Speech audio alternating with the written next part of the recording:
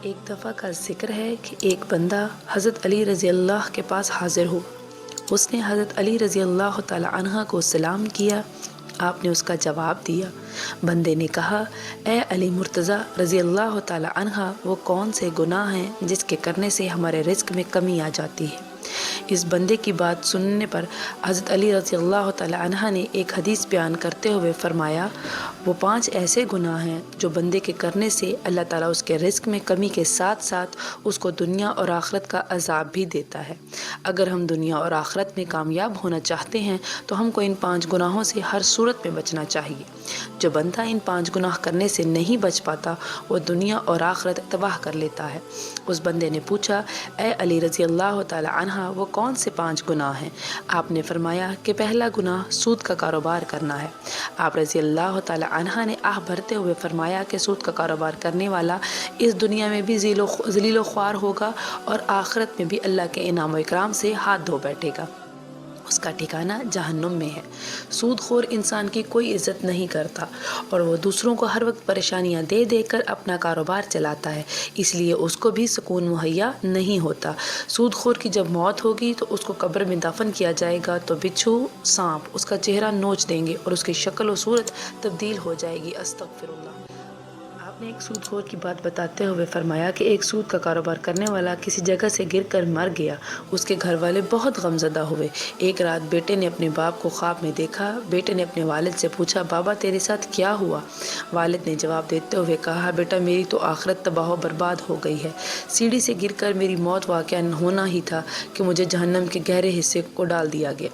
حضرت شیخ سعید نے فرمایا کہ ایک دفعہ میں کسی مکان کی تلاش کر رہا تھا کہ میری ملاقات ایک سود خور بندے سے ہو گئی۔ وہ کہنے لگا، حضور میرے گھر کے ساتھ والا گھر فروخت ہو رہا ہے، میں آپ کو وہ لے دیتا ہوں، اس طرح ہم دونوں ہمسائے بن جائیں گے۔ وہ بندہ کہنے لگا، یہ مکان بہت اچھا ہے، اس میں کوئی بھی کمی نہیں ہے، نیا تیار ہوا ہے، بہت ہی عمدہ بنا ہے۔ شیخ سعید نے فرمایا، او بے وقوف بندے، مجھے تو اس میں کمی ہی کمی نظر آ رہی ہے کہ میں ایک سود خور کا ہمسایہ بن جاؤں۔ اس سے برا اور کیا ہو سکتا ہے کہ انسان کسی سود خور کا پڑوسی بن جائے۔ اگر ایسا مکان مجھے فری میں بھی ملے تو بھی میں ایسا مکان لینے کو تیار نہ ہوں گا۔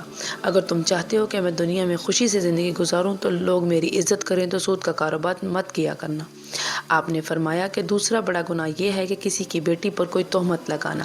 اللہ تعالیٰ کا فرمان ہے، جو کوئی نیک عورت پر تہمت لگاتا ہے اس کی دنیا اور آخرت تباہ و برباد ہو جاتی ہے۔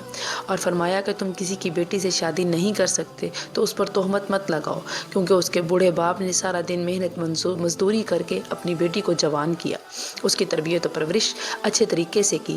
اب اس کی بیٹی جوان ہو گئی ہے تو علاقے کے لوگوں نے اس کا رشتہ لینے کی بجائے اس پر تہمت لگانا شروع کر دی کہ یہ بندے کے پاس ہے ہی کیا جو اپنی بیٹی کو جہیز دے کر رخصت کر سکتا ہے۔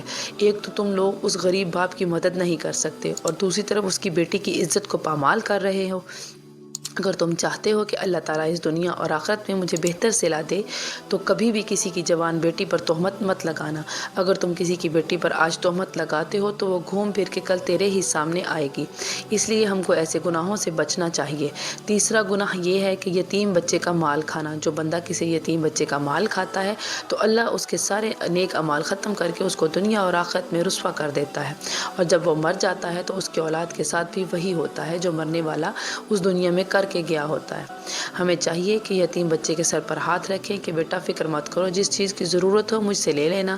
ہمارے نبی کریم صلی اللہ علیہ وسلم نے فرمایا کہ قیامت کے دن اور میں اور یتیم کی کفالت کرنے والا ایسے ہوں گے جیسے ہاتھ کی 2 انگلیاں قریب قریب ہوتی ہیں۔ چوتھا گناہ شرک کرنا ہے کہ اللہ تعالیٰ کے سوا کسی اور کو خدا ماننا۔ سب سے بڑا گناہ شرک کرنا اللہ تعالیٰ کا فرمان ہے کہ اگر میں چاہوں تو میں سارے گناہ معاف کر دوں، مگر شرک کرنے والے کو کبھی معاف نہیں کروں گا۔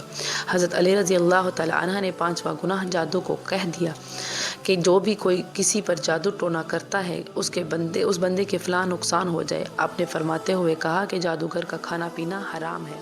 جادوگر کے بارے میں بیان کرتے ہوئے آپ نے یہاں تک فرما دیا کہ جادوگر دائرہ اسلام سے فارغ ہو جاتا ہے، وہ کفر کرتا ہے۔ جادوگر اگر کسی پر جادو کرتا ہے تو یہ ایک نہ ایک دن گھوم پھر کر جادوگر پر الٹا پڑتا ہے۔ اگر آپ دنیا اور آخرت کو بہتر بنانا چاہتے ہو تو ایسا خطرناک گناہ نہ کرنا۔ یہ 5 گناہ ایسے ہیں جس کے کرنے سے انسان اپنے اللہ کو ناراض کر لیتا ہے۔